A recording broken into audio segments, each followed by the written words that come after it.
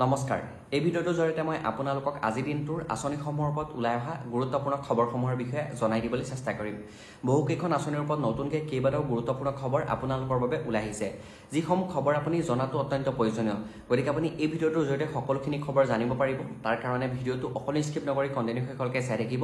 আৰু এতিয়ালৈকে যদি চেনেলটো ছাবস্ক্ৰাইব কৰা নাই তেনেহ'লে এতিয়াই গৈ চেনেলটো ছাবস্ক্ৰাইব কৰি ল'ব। গতিকে আহক বেছি দেৰি নকৰি আজি দিনটোৰ গুৰুত্বপূৰ্ণ খবৰসমূহৰ ফালে আগবাঢ়োঁ। বন্ধুসকল, আজি মই প্ৰথমটো গুৰুত্বপূৰ্ণ খবৰতে আপোনালোকক জনাই দিব বিচাৰিছোঁ অৰুণোদয় আঁচনিখনক লৈ পেলাই।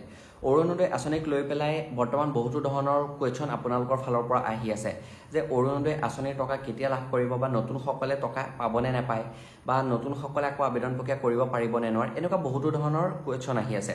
এতিয়া প্ৰথম কথা হ'ল, এইবাৰ অৰুণোদয় আঁচনি পইচা দিয়াটো কেইদিনমান দেৰি হৈছিলে। পুৰণা হিতাধিকাৰীসকলে আগতে প্ৰত্যেক মাহৰ 10 তাৰিখে 1250 টকাটো বেংক একাউণ্টত লাভ কৰে, কিন্তু এইবাৰ 10 তাৰিখ নহয়, আমাৰ অসম চৰকাৰে 14 তাৰিখেহে অৰুণোদয় আঁচনি হিতাধিকাৰীসকলৰ বাবে এই টকাটো মুকলি কৰি দিছে। গতিকে বহুতে 10 তাৰিখে পইচা নাই পোৱা, 11 তাৰিখেও পোৱা নাই, 12 তাৰিখেও পোৱা নাই, 13 তাৰিখৰ পৰা কিছুমানৰ সময় আৰম্ভ হৈ গৈছে, কিন্তু অফিচিয়েলি 14 তাৰিখে মুকলি কৰি দিছে।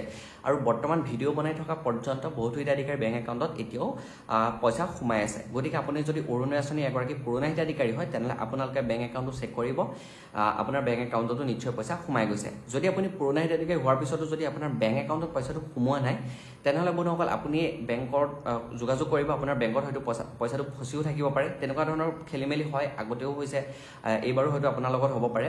আৰু যদি আপোনাৰ সকলোখিনি ঠিকে ঠাকে আছে তাৰপিছতো যদি আপুনি পইচা পোৱা নাই তেনেহ'লে আপুনি হয়তো এই মাহত নাপাব, নেক্সট মাহত আকৌ লাভ কৰিব। আপুনি ভাবি নল'ব যে আপোনাৰ নামটো কাট খাই গৈছে বুলি। বহুতে সুধি আছে যে অৰুণোদয় আঁচনিৰ নাম কাটি দিছে নেকি।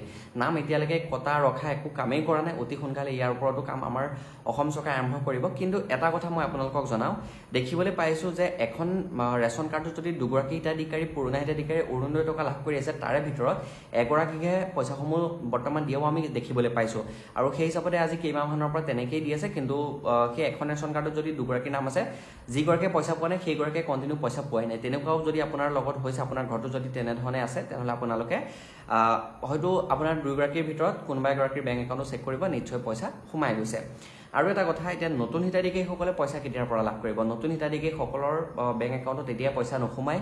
তেওঁলোকৰ এটা ভেৰিফিকেশ্যন প্ৰক্ৰিয়া হ'ব। ভেৰিফিকেশ্যন প্ৰক্ৰিয়া কমপ্লিট হোৱাৰ পিছত তেওঁলোকে আকৌ ফৰ্ম ফিল আপ কৰিব লাগিব। তাৰপিছত তেওঁলোকক লৈ পেলাই এখন ফাইনেল তালিকা আমাৰ অসম চৰকাৰে মুকলি কৰিব।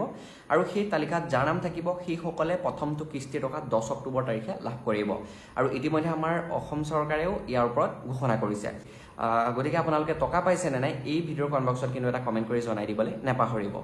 এতিয়া বন্ধুসকল আগবাঢ়িছোঁ পিছতো গুৰুত্বপূৰ্ণ খবৰলৈ। এই গুৰুত্বপূৰ্ণ খবৰটো আহিছে মুখ্যমন্ত্ৰী জীৱন প্ৰেৰণা আঁচনি আৰু মুখ্যমন্ত্ৰী জীৱন অনুপ্ৰেৰণা আঁচনি। ইয়াত দুখন আঁচনি আছে। দুইখন আঁচনি ছাত্ৰ ছাত্ৰীসকলৰ বাবে। যিসকল ছাত্ৰ ছাত্ৰীয়ে এইবাৰ স্নাতকত পাছ কৰিছে, মানে 2024-25 বৰ্ষত, তেওঁলোকক আমাৰ অসম চৰকাৰে 2500 টকাকৈ দিব বুলি ঘোষণা কৰিছিলে। নিযুত মইনা আঁচনিৰ অধীনত যিসকল আছে তেওঁলোকক নিদিয়ে। আৰু যিসকল ছাত্ৰ ছাত্ৰীয়ে বিশ্ববিদ্যালয়ত গৱেষণা কৰি আছে বা তেওঁলোকে গৱেষণা কৰিব, সেইসকলক এককালীনভাৱে 25,000 টকাকৈ সাহায্য আমাৰ অসম চৰকাৰে প্ৰদান কৰিব বুলি ঘোষণা কৰিছে। এতিয়া বহুতে ভাবি লৈছে, জীৱন অনুপ্ৰেৰণা আঁচনিখনৰ যেতিয়া পৰ্টেল মুকলি কৰি দিছে তেতিয়া বহুতে ভাবি লৈছে যে যিটো 2500 টকা মান্থলি দিব বুলি আছিলে এক বছৰৰ কাৰণে, সেই পইচাটো সকলোকে নিদিয়ে। যি জীৱন অনুপ্ৰেৰণাৰ যিখিনি কেটেগৰী আছে সেই কেটেগৰীখিনিৰ ছাত্ৰ ছাত্ৰীসকলকহে দিব বুলি বহুতে ভাবি লৈছে। আৰু ইয়াৰ ওপৰত বহুতে ভুলকৈ ভিডিঅ' বনাইছে। আপোনালোকে ইউটিউবত ভিডিঅ' পাই যাব। এতিয়া কথা হ'ল, জীৱন প্ৰেৰণা আঁচনি আৰু জীৱন অনুপ্ৰেৰণা আঁচনি এই দুখন আঁচনি বেলেগ বেলেগ। জীৱন অনুপ্ৰেৰণা আঁচনিৰ জৰিয়তে এককালীনভাৱে যিসকল ছাত্ৰ ছাত্ৰীয়ে বিশ্ববিদ্যালয়ত গৱেষণা কৰে সেইসকলক 25,000 টকাকৈ প্ৰদান কৰিব। আৰু এই আঁচনিখন 24/7 এনিটাইম মুকলি থাকিব। যেতিয়া তেওঁলোকে এপ্লাই কৰে তেতিয়াই আঁচনিখনৰ টকা লাভ কৰিব পাৰিব। খালি এই আঁচনিখনত আবেদন প্ৰক্ৰিয়া কৰিবলৈ হ'লে অসমৰ বিশ্ববিদ্যালয়ত পঢ়া হ'ব লাগিব। আৰু লগতে যিসকল ছাত্ৰ ছাত্ৰী বৰ্তমান গৱেষণা কৰি আছে সেইসকল ছাত্ৰ ছাত্ৰী চৰকাৰী চাকৰিয়াল থাকিব নোৱাৰিব। তেনেকুৱা হ'লেহে এই আঁচনিখনৰ লাভালাভ লাভ কৰিব। কিন্তু যিখন প্ৰেৰণা আঁচনি, জীৱন প্ৰেৰণা আঁচনিখনৰ জৰিয়তে 1 বছৰৰ কাৰণে মানে যিসকল ছাত্ৰ ছাত্ৰীয়ে স্নাতকত উত্তীৰ্ণ হৈছে সেইসকলক 2500 টকাকৈ প্ৰদান কৰিব। আৰু তেওঁলোকে যদি 2500 টকাটো একেলগে নলওঁ বুলি ভাবে তেনেহ'লে এবছৰৰ মূৰত তেওঁলোকক 25,000 টকা ডিচিৰ থ্ৰুৰেদি আমাৰ অসম চৰকাৰে প্ৰদান কৰিব। এতিয়া জীৱন অনুপ্ৰেৰণা আঁচনিখনৰ পৰ্টেল আহি গৈছে, সেইখনত আবেদন প্ৰক্ৰিয়া হৈ আছে। আৰু জীৱন প্ৰেৰণা যিখন আঁচনি সেই আঁচনিখনৰ এতিয়ালৈকে পৰ্টেল মুকলি কৰা নাই। আমাৰ মুখ্যমন্ত্ৰীগৰাকীয়ে ঘোষণা কৰিছিলে যে 1 জুন তাৰিখে পৰ্টেল মুকলি কৰি দিব বুলি, কিন্তু 1 জুন পাৰ হৈ আজি জুন মাহৰ আধা আধিহে গুচি যাব, কিন্তু এতিয়ালৈকে পৰ্টেলটো মুকলি কৰি দেন আৰু আশা আছে যে অতি সোনকালেও এই আঁচনিখনৰ পৰ্টেলটো মুকলি কৰি দিব গতিকে আপোনালোকে ভাবি নল'ব যে জীৱন অনুপ্ৰেৰণা আঁচনিখনৰ যিখিনি কেটেগৰী আছে সেইখিনিয়ে জীৱন প্ৰেৰণা আঁচনি কেটেগৰী বুলি ভাবি নল'ব কাৰণ দুইখন আঁচনি বেলেগ বেলেগ যিসকল ছাত্ৰ ছাত্ৰীয়ে স্নাতকত উত্তীৰ্ণ হৈছে সেইসকলে অতি সোনকালে তেওঁলোকে আবেদন প্ৰক্ৰিয়া কৰিব পাৰিব আৰু তেওঁলোকে 2500 টকাকৈ মান্থলি লাভ কৰিব এতিয়া বন্ধুসকল আগবাঢ়িছোঁ পিছতো গুৰুত্বপূৰ্ণ খবৰলৈ এই খবৰটো আহিছে গোটৰ মহিলাসকলৰ বাবে মানে লাখপতি বাইদেউক লৈ পেলাই আপুনি গোটৰ মহিলাৰ যদি হয় তেনেহ'লে আপোনাৰ বাবে ভাল খবৰ আছে আমাৰ অসম চৰকাৰে আজিৰ পৰা প্ৰায় 1-2 মাহৰ আগতে গোটৰ মহিলাসকলৰ যিটো 10,000 টকা সেই তাৰ চেক প্ৰদান কৰাৰ কামসমূহ আৰম্ভ কৰিছিল তাৰপিছত বন্ধ কৰি দিলে ইলেকশ্যনৰ কাৰণে কিন্তু এতিয়া আজি দিব কাইলৈ দিব বুলি কৈ পেলাই পইচাসমূহ মুকলি কৰি দিয়া নাছিলে কিন্তু এটা ডেট আহিছিলে যে 9 জুন তাৰিখে এখন ফাইনেল তালিকা মুকলি কৰি দিব ইতিমধ্যে আমাৰ অসম চৰকাৰে এখন লিষ্ট মুকলি কৰিছে কিন্তু লিষ্ট মানে যে এই লিষ্টখনত অমুকৰ নাম আছে অমুকে পইচা পাব তেনেকুৱা নহয় যে কোনখন ডিষ্ট্ৰিক্টত কোনটো মাহত পইচা প্ৰদান কৰিব তাক লৈ পেলাই এখন লিষ্ট প্ৰদান কৰিছে আৰু আমি সেই লিষ্টখনত দেখিবলৈ পাইছো যে 2026 চনৰ জানুৱাৰী ফেব্ৰুৱাৰী মাহ পৰ্যন্ত আমাৰ অসমত বিভিন্ন জিলাত বা বিভিন্ন সমষ্টিত পইচাসমূহ প্ৰদান কৰিব এতিয়া আপোনালোকে ভিডিঅ'ৰ স্ক্ৰীনত দেখা পাইছে মই দেখুৱাই আছো সাইডত আপোনালোকে ভিডিঅ'টো পজ কৰি পেলাই চাই ল'ব যে আপোনাৰ ডিষ্ট্ৰিক্টখনত কোনটো মাহত পইচা প্ৰদান কৰিব আৰু আপোনাৰ ডিষ্ট্ৰিক্টখনত ধৰক আগষ্ট মাহত পইচা প্ৰদান কৰাৰ কথা আছে বা লিষ্টত আহিছে কিন্তু আগষ্ট মাহৰ কোন তাৰিখে পইচা পাব সেইটো কিন্তু এতিয়ালৈকে অফিচিয়েলি এনাউন্সমেন্ট কৰা নাই আগষ্ট মাহৰ ভিতৰতে সেই ডিষ্ট্ৰিক্টসমূহ পইচাসমূহ দি পেলাই আমাৰ অসম চৰকাৰে সমাপ্ত কৰিব গতিকে আপোনালোকে ভাবি নল'ব যে আপোনাৰ নাম এই আঁচনিৰ পৰা বাদ পৰিছে আপোনালোকে এই আঁচনিৰ টকা নাপায় বুলি তেনেকুৱা নহয় অতি সোনকালে আপোনাৰ বেংক একাউণ্টতো এই আঁচনিখনৰ টকা সোমাই যাব এতিয়া বন্ধুসকল আগবাঢ়িছোঁ একে ভিডিঅ'টো শেষৰটো গুৰুত্বপূৰ্ণ খবৰলৈ এই খবৰটো আহিছে প্ৰধানমন্ত্ৰী আৱাস যোজনা আঁচনিখনৰ ওপৰত আপোনালোকে যদি প্ৰধানমন্ত্ৰী আৱাস যোজনা আঁচনিখনত জিঅ' টেকিং কৰিছে তেনেহ'লে আপোনালোকৰ অতি সোনকালে জিঅ' টেকিঙৰ ওপৰত ভেৰিফাই কৰি আপুনি যদি পাবলগীয়া হয় তেনেহ'লে আপোনাক একোটা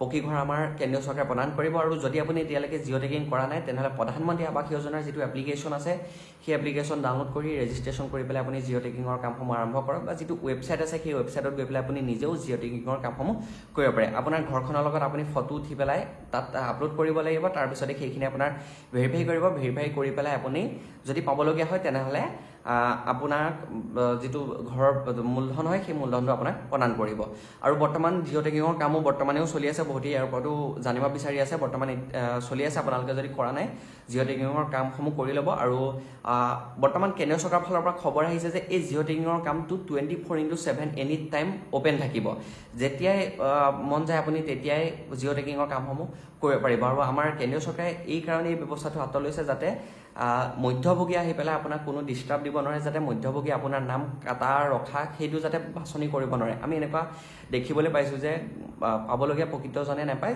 কিন্তু নাপাবলগীয়াজনেহে চৰকাৰী ঘৰসমূহ লাভ কৰে কিন্তু এতিয়াৰ পৰা তেনেকুৱা নহয় পাবলগীয়া প্ৰকৃতজনে নিজে জিঅ' টেকিঙৰ কামসমূহ কৰিব পাৰিব তেওঁ নিজেই ঘৰৰ বাবে আবেদন প্ৰক্ৰিয়া কৰিব পাৰিব তেওঁ কোনেও মধ্যভোগী আহি পেলাই আবেদন প্ৰক্ৰিয়া কৰি দিয়াৰ কোনো ব্যৱস্থা আমাৰ বৰ্তমান কেন্দ্ৰ চৰকাৰে কৰা নাই গতিকে খুব এটা সুন্দৰ প্ৰচেষ্টা হাতত লৈছে যদি আপোনালোকে এতিয়ালৈকে কামসমূহ কৰা নাই অতি সোনকালে কামসমূহ কমপ্লিট কৰক গতিকে বন্ধুসকল আজি ভিডিঅ'টো ইমানখিনি আছিলে মই ভিডিঅ'টোৰ জৰিয়তে আপোনালোকক আঁচনিসমূহৰ ওপৰত ওলাই অহা গুৰুত্বপূৰ্ণ খবৰসমূহৰ বিষয়ে জনাই দিবলৈ চেষ্টা কৰিছোঁ আশা কৰিছোঁ এই ভিডিঅ'টো চাই ভাল পাইছে যদি ভিডিঅ'টো চাই ভাল পাইছে লাইক এটা কৰিব আৰু ভিডিঅ'টো আপোনাৰ বন্ধুসকললৈ যিমান পাৰে সিমান শ্বেয়াৰ কৰি দিব নাপাহৰিব আৰু এতিয়ালৈকে যদি চেনেলটো ছাবস্ক্ৰাইব কৰা নাই তেনেহ'লে গৈ এতিয়াই চেনেলটো ছাবস্ক্ৰাইব কৰিব গতিকে আজি ইমানখিনি আছিল আকৌ নেক্সট নতুন এটা ভিডিঅ'ত নতুন এটা টপিকৰ সৈতে লগ পোৱাৰ প্ৰতিশ্ৰুতিৰে আজিলৈ লৈছোঁ বিদায় জয় অসম ধন্যবাদ